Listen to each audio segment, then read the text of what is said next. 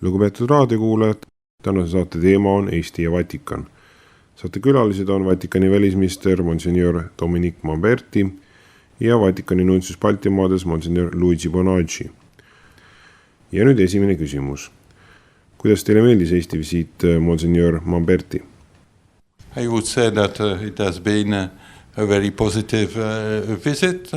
I had meetings with the authorities of the government, the president, first of all, the prime minister, the minister of foreign affairs, and the minister of regional and religious affairs, the mayor of Tartu, also the rector of the university. It has been, under this aspect, very good possibility for me to have information and exchange view about Estonia, the relations between Estonia and the Holy See, and the international situation. Ma ütleksin, et on olnud väga positiivne visiit. Ma olen kohtunud riigivõimu esindajatega, presidendi, peaministri, välisministri, Siseministeeriumi usuasjade osakonna juhataja, Tartu linnapea ja samuti Tartu Ülikooli rektoriga. See on olnud väga hea võimalus saada informatsiooni ja vahetada arvamusi Eesti ja Pühatooli suhetest ning rahvusvahelisest olukorrast. Samuti on mul olnud meeldiv võimalus kohtuda religioossete liidritega, eriti Eesti kirikute nõukoguga täna hommikul ja Luteri peapiiskopiga. Ning ma soovin avaldada tänu töö eest, mida kristlikud konfessioonid teevad koos Eestis, nagu omavaheline oikumeeniline dialoog ja panus ühiskonna heaks, eriti dialoog valitsus- ja tsiviilasutustega. Ma soovin muidugi rõhutada ühte oma visiidi tähtsat aspekti, milleks oli missa pidamine koos katoliku kogukonnaga, aga ka visiiti Tartusse. I was very pleased and honored to convey to Bishop Philippe Jourdan and to all the local church the greetings and blessings of Pope Benedict XVI. Mul oli rõõm ja au edasi anda piiskop Philippe Jourdanile ja kõigile kohalikele kogudustele tervitused ja õnnistused paavst Benedictus XVI. Mille grazie. Monsignor Bonacci, te sündisite 1948. aastal Itaalias. Samal aastal võttis Ühinenud Rahvaste Organisatsioon vastu inimõiguste ülddeklaratsiooni. Kui mõnel maal rikutakse inimõigusi, kas me peaksime sekkuma ja kuidas me võiksime seda teha? Surely the question of human rights is more and more at the heart of the human interest. And I see that also more and more we understand that what is called sovereignty is not only a right or a power. I mean, the fact that each single state has the right to do whatever he likes without respond to the others, but sovereignty, a sovereign state, sovereignty is more and more understood as responsibility. A sovereign state has the responsibility. Muidugi on inimõiguste küsimus järjest enam inimeste südametes ja ma näen üha enam, et me saame aru, et see, mida kutsutakse suveräänsuseks, pole ainult õigus või võim. Ma pean silmas seda, et igal üksikul riigil on õigus teha, mis iganes talle meeldib, ilma teistega arvestamata. Aga suveräänsuse all mõistetakse üha enam vastutust. Suveräänsel riigil on vastutus jagada ja kindlustada üldist heaolu oma liikmetele ning kohustus tagada rahulik suhtlemine teiste riikidega. Kui ühes riigis poliitiline võim on vähem võimeline soodustama ühishüve, siis ma usun, et sellisel juhul on meie ühine vastutus aidata seda riiki end parandada. Rõhutan, et tegelik suveräänsus tähendab üldist vastutust heaolu eest. Te kindlasti teate seda kuulsat küsimust, mida esitas NSV Liidu riigijuht Stalin. Mitu diviisi on Rooma paavstil? Vatikan on maailma väiksem riik, aga ometi oli just Vatikani tegevus määrav NSV Liidu kokkuvalisemises ja ka Eesti iseseisvuse taastamisel. Millega seletada, et maailma väiksem riik on tegelikult nii mõjukas? surely not only is possible, but actually peace is promoted by people of good will. And people of good will, instead of speaking about conflicts of civilizations, they prefer to speak about encounter of civilizations, dialogue with civilizations. Muidugi mitte ainult ei ole võimalik, vaid tegelikult heatahtlikud inimesed ju propageerivadki rahu. Heatahtlikud inimesed selle asemel, et rääkida tsivilisatsioonide konfliktist, eelistavad nad rääkida tsivilisatsioonide kohtumisest, tsivilisatsioonide vahelisest dialoogist. Tsivilisatsioonide erinevused eksisteerivad mitte sellepärast, et olla konfliktis, vaid selleks, et rikastada üksteist. See pole lihtne, kuid ma arvan, et need erinevused on looja idee, kuna nende omavahelisest kohtumisest ja dialoogist võib maailm olla rahulikum, rikkam ja koht, kus rohkem inimesi võib nautida oma elu. As you know, Jesus Christ did not have any single division, yet what he preached, what he said, and what he did changed the world. So there is a strength which does not lie on division, on power, on military power, but lies on values, on convictions, on ideas, that it is stronger, more powerful than army divisions. Nagu te teate, Jeesusel polnud ühtegi diviisi, siiski see, mida ta jutlustas ja tegi, muutis maailma. Seega põhjuseks on tugevus, mis ei peitu diviisides, võimus, vaid peitub väärtustes, veendumustes, ideedel ja on palju tugevam ja mõjuvõimsam kui armee diviisid. Iga inimolend on inspireeritud sügavatest väärtustest ja ideedest ja ma arvan, et kristlikud inimesed, katoliiklased on inspireeritud üllatest ideedest ja see on jõud muuta maailm suuremaks, rohkem kui mõni armee.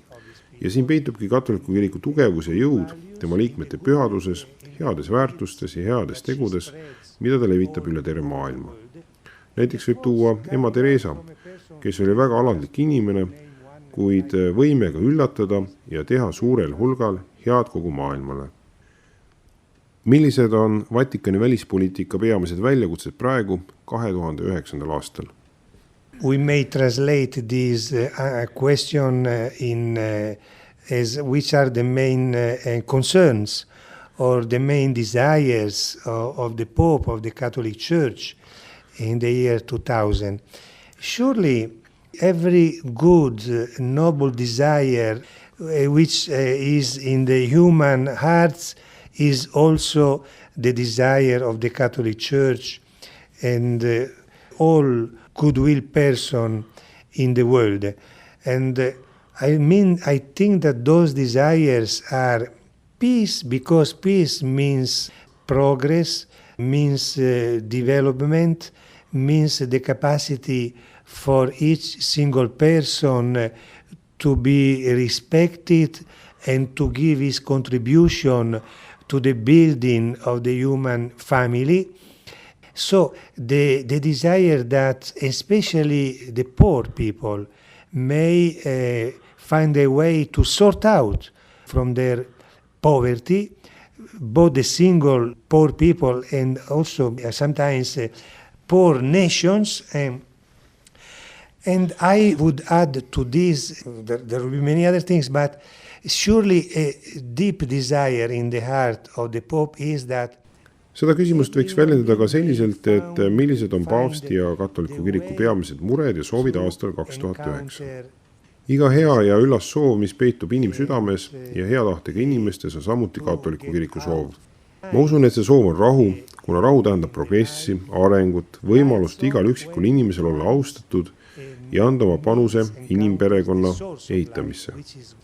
Eriti soov, et vaesed inimesed leiaksid tee välja oma vaesusest, nii üksikud vaesed inimesed, kuid mõnikord ka vaesed rahvad. Ma lisaksin siia veel palju asju, aga paavsti suur südamesoov on, et iga inimolend leiaks viisi kohtuda oma elus valgusega ja väljuda pimedusest. Valgus sütib, kui inimene kohtub valgusallikaga, milleks on Jumal. Seega paavst soovib olla instrumendiks, mis aitab igal inimesel isiklikult kohtuda issandaga, kes on armastus. Sest kui selline kohtumine leiab aset, siis minu arvates maailm ei ole enam hädaorg ja muutub rahu, lootuse ja rõõmu aiaks. Saate külaline on Vatikani nuntsius Baltimaades, Monsignor Luigi Bonacci. Rooma kohta öeldakse, et see on igavene linn.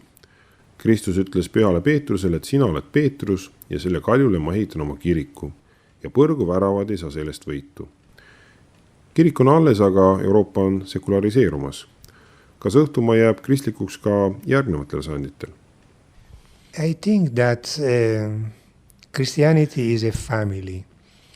And in the history of a family, there are always moments of trials.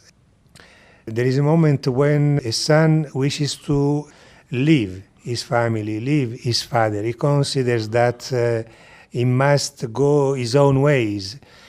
And so also I think in the history of Christianity, maybe that the present time is like the time when a single person or even societies which were Christians, they believe that it is a moment to go a different way. And each one is free to go its own way. I think that already the experience has shown that when God is not present in the life of a human being, this life is not richer, is poorer. But of course, each one is free to do his own experience. So, ma arvan, et Kristus on perekond ja perekonna ajaloos on alati kohtumõistmise hetki. Esineb hetki, kui poeg tahab pere juurest lahkuda, kuna ta peab minema oma teed ja ma arvan, et Kristluse ajaloos on praegune hetk nagu aeg, mil üksik inimene või isegi kristlikud ühiskonnad usuvad, et on aeg minna teist teed ja igaüks on vaba minema oma teed. Ma usun, et kogemus on juba näidanud, et kui Jumal ei ole inimese elus kohal, siis see elu pole rikkam, vaid vaesem. Inimesel on vabadus teha, mida ta tahab. Ma vaatan kindlalt käesolevat hetke, eriti lääne ühiskonda, ajajärgu ja protsessina, kus lapsed tahavad saada omaenda kogemusi. Kas Jumal on tähtis? Ma usun, et kui aeg on küps, siis igal ühel on võimalus mõista kõige intellektuaalsemat valikut elus, milleks ei ole Jumala kõrvale jätmine, vaid temaga käsikäes minemine. 1999. aastal jõustus konkordaat Eesti ja Vatikani vahel. Kuivõrd rahul olete teie selle konkordaadiga? Millised on praegu Eesti ja Vatikani suhted? Well, so this year is the 10th anniversary of this accord, which really has helped the Catholic Church to develop its presence in Estonia. And in this sense, it has helped also to maintain a very cordial, fruitful and respectful and constructive relations between the Estonian government and the Catholic Church. So it has been a very fruitful accord.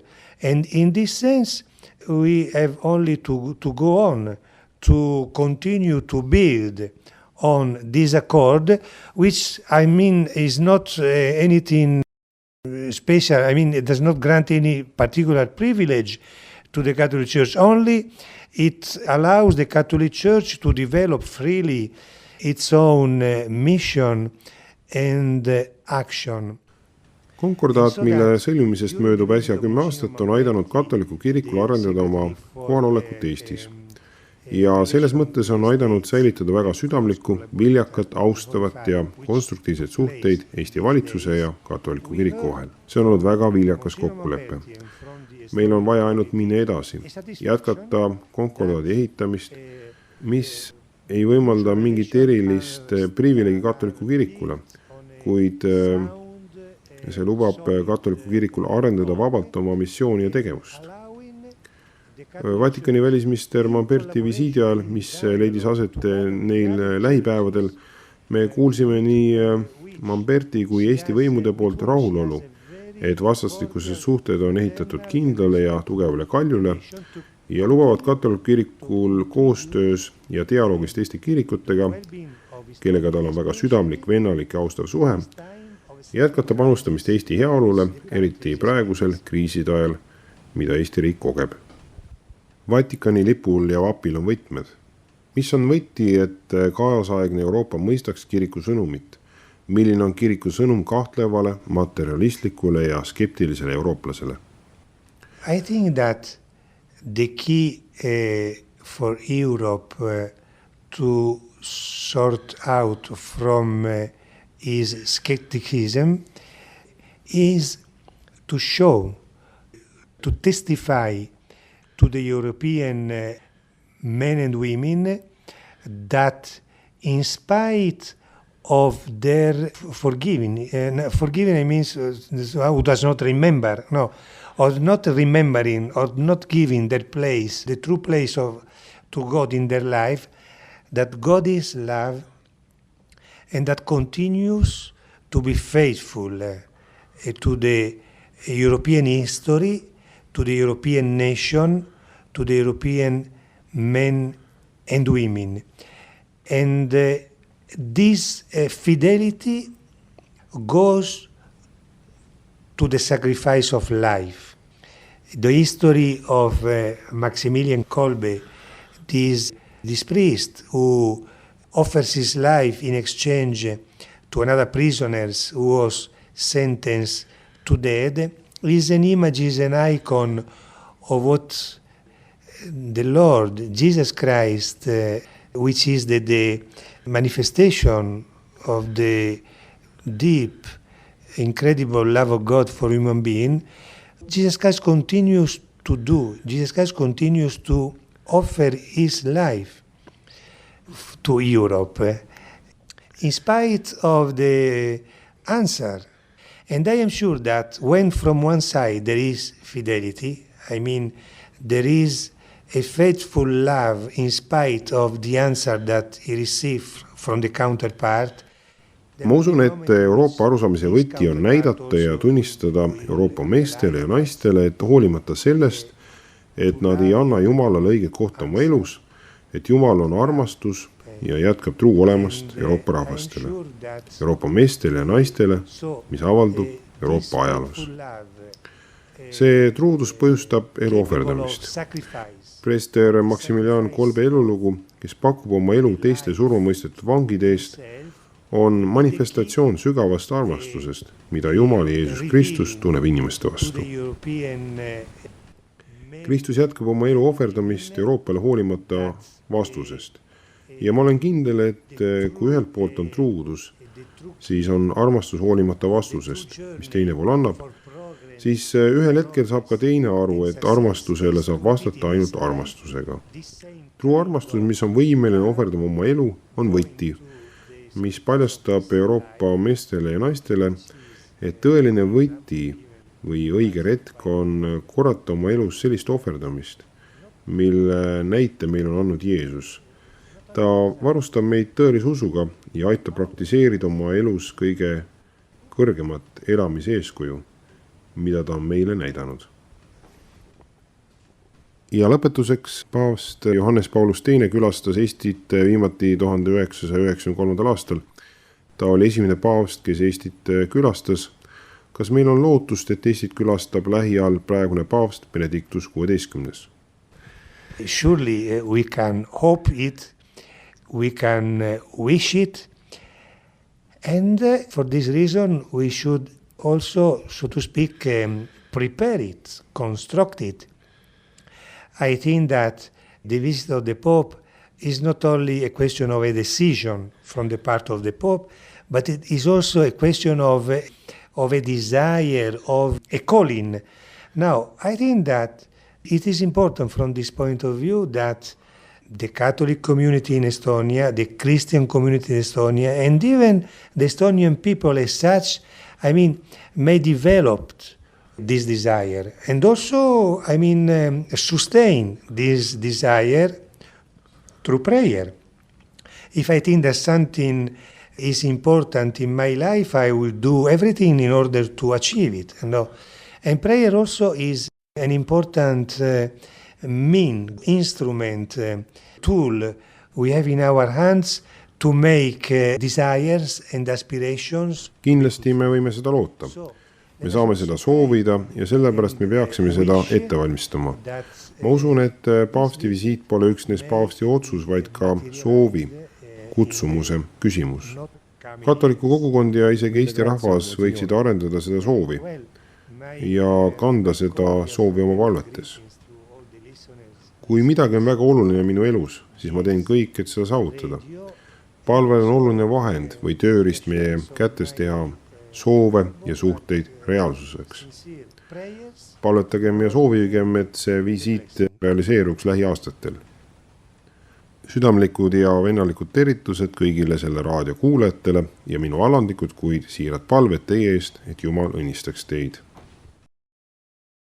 Lugupeetud raadiokuulajad, tänase saate teema oli Eesti ja Vatikan. Saate külalised olid Vatikani välisminister Monsignor Dominique Mamberti ja Vatikani nuntsus Baltimaades Monsignor Luigi Bonacci. Minu nimi on Heiki Aljasorg. Peatse kuulmiseni!